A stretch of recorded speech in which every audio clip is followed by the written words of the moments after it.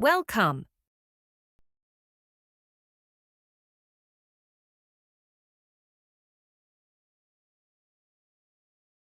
Let's explore what is the Met Gala. ඇයි මේ මාසේ පළවෙනි සඳුදා දින එනකම් ලෝකෙ පුරා ඉන්න සෙලිබ්‍රිටිස්ලා ඩිසයිනර්ස්ලා වගේ ෆැෂන්ස් වලට ආදරය කරන අය ආස කරන අය මෙච්චර උනන්දුවෙන් ආසාවෙන් බලන්න ඉන්නේ. It's because of Met Gala, the ultimate fashion showdown. ඉතින් 2025 Met Gala රාත්‍රියේ සුපුරුදු පරිදි මේ මාසේ පළවෙනි සඳුදා දින ඒ කියන්නේ 2025 පස්වෙනි මාසේ 5 වෙනිදා නිව්යෝර්ක් වලදී පැවැත්වුණා. ලෝකෙ පුරාවටම ඉන්න ගොඩක් සෙලිබ්‍රිටිස්ලා මෙවරත් මඟ බලාගෙන හිටපු මේ ඉවෙන්ට් එකට ආකර්ශනීය ඇඳුම් නිර්මාණ වලින් සැරසිලා ඒවා නිර්මාණය කරපු ඩිසයිනර්ස්ලත් එක්ක සම්බන්ධ වෙලා හිටියා. ඒ අතර අපේ අසල්වැසි ඉන්දියාවේ ෂාරුක් ඛාන්ගේ සහ දිල්ජිත්ගේ පළවෙනි මැට් ගාලා ආගමනයත් මෙවර සිද්ධ වුණා. ඒ වගේම මනීෂ් මල්හෝත්‍රා වගේ ඩිසයිනර්ස්ලත් ඊෂා අම්බානි ප්‍රියංකා චොප්රා මෙවර ඉන්දියාවෙන් මැට් ගාලා රාත්‍රියට සම්බන්ධ වෙලා තිබුණා. සෝෂල් මීඩියාවල මේ වෙතින් වැඩිපුරම කතාබහට ලක් වෙන දේ තමයි මැට් ගාලා. ඉතින් ඒක නිසාම මොකද්ද මේ මැට් ගාලා කියන්නේ කියලා චුට්ටක් හොයලා බලන්න හිතුණා. તો මැට් ගාලා ආරම්භ වෙන්නේ 1948 දී. පියා ක්වීන් එලනෝ ලැම්බර්ට් තමයි මේ ඉවෙන්ට් එක ලොන්ච් කරන්නේ.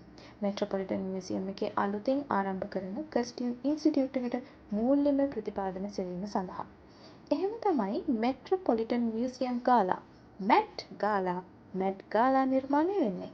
ඉතින් 50-60 දශකවලදී මේ ඉවෙන්ට් එක නිව්යෝර්ක් සිටි වල ලෑන්ඩ්මාර්ක් එකක් වෙනවා. හරියට රේන්බෝ රූම් බර්ඩ් ඔෆ් ඇස්ටෝරියා වගේ. ඉතින් මේක ඇත්තටම හයි සොසයිටි ඇෆෙයාර් එකක්. හොලිවුඩ් වලට වඩා නිව්යෝර්ක් ප්‍රභූන් ෆෝකස් වුණා. ඩයනා ව්‍රේලන්ඩ් වෝග් මැගසින් ඉතිහාසයේ ලෙජන්ඩ් කෙනෙක් වෙච්ච ඩයනා ව්‍රේලන්ඩ් කස්ටියම් ඉන්ස්ටිටියුට් එකේ නව මැට් ගාලා උපදේශක විදිහට මැට් ගාලා එකේ රිමාකබල් චේන්ජස් ගොඩක් කරනවා. ඇය මැට් ගාලා වලට ඉතාම කැපී පෙනෙන තේමාවන් සහ හයි ප්‍රොෆයිල් තියෙන ගෙස්ට්ලා එකතු කරගන්නවා. 1973 දී ඩයානා ව්‍රීලන්ඩ් ඇයගේ පළවන මැට් ගාලා එක සංවිධානය කරනවා.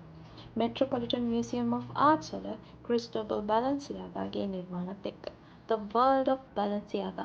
අන්න එතනදී Fine Arts and Fashions කියන අනර්ග සුසංයෝගයක් තියුණා කියලා හඳුන්වන්න පුළුවන්. ඒ වගේම ඒක අති සාර්ථක වෙච්ච සුසංයෝගයක් වුණා. 70 දශකයේ වෙනකොට මැට් ගාලා කියන්නේ මග බලන් ඉන්න තරම් අපූර්ව ඉවෙන්ට් එකක් වුණා. හැබැයි මේකේ විශේෂම සිද්ධිය වෙන්නේ 1995 දී. ඇනා වින්ටර් විසින් මැට් ගාලා එක හොස්ට් කරන්න ආරම්භ කරනවත් එක්ක. ඇත්තටම ඇය තමයි මැට් ගාලා එක සෑම වසරකම මැයි මාස පළවෙනි සඳුදා දිනට නියමිත ඉවෙන්ට් එකක් කරන්නේ. සහ එය මග බලා සිටින සංස්කෘතිකමය මංගල්‍යයක් බවට පත් කරන්නේ. ඇය නව න්‍යායපත්‍රයක් සම්ප්‍රදායක් නිර්මාණය කරනවා මැට් ගාලා සංස්කෘතියට. ඒ අතර no phones, no any camera, no selfie. ඉතින් මේ එක්ස්ක්ලූසිව් ඉවෙන්ට් එක අද වෙනකලුත් හොස්ට් කරන්නේ ඇනා වින්ටර්. අද වෙනකොට මැට් ගාලා රාත්‍රියට ලෝකෙ වටේම ඉන්න most powerful custom creatorsලා ඩිසයිනර්ස්ලා සම්බන්ධ වෙනවා. ඒ හරහා ඩොලර් මිලියන 220කට වඩා වැඩි ප්‍රමාණයක් මෙට්‍රොපොලිටන් මියුසියම් එකේ කස්ටියම් ඉන්ස්ටිටියුට් එකට උපයනවා. හැම අවුරුද්දකම මැට් ගාලා ලෝකෙ පුරා ඉන්න හයි ප්‍රොෆයිල් තියෙන සෙලිබ්‍රිටිස්ලා ඩිසයිනර්ස්ලා එකතු කරන ෆැෂන් එක්සිබිෂන් එකක් විදිහට රාත්‍රී භෝජනයක් එක්කම සංවිධානය වෙනවා.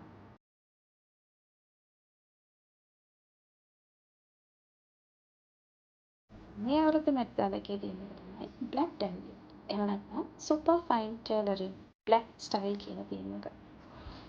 මැට් ගාලා කියන්නේ සංස්කෘතිය, බලය සහ නිර්මාණාත්මක අනන්‍යතාවයන් ප්‍රශංසාවට ලක් කරන එක්තරා විශේෂ සහ උත්සවාකාර රාත්‍රියක්.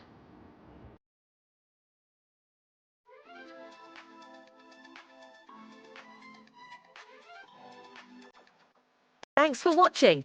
Don't miss the next video. It's going to be even more exciting. Make sure to like, subscribe, and drop your thoughts in the comments below. See you soon.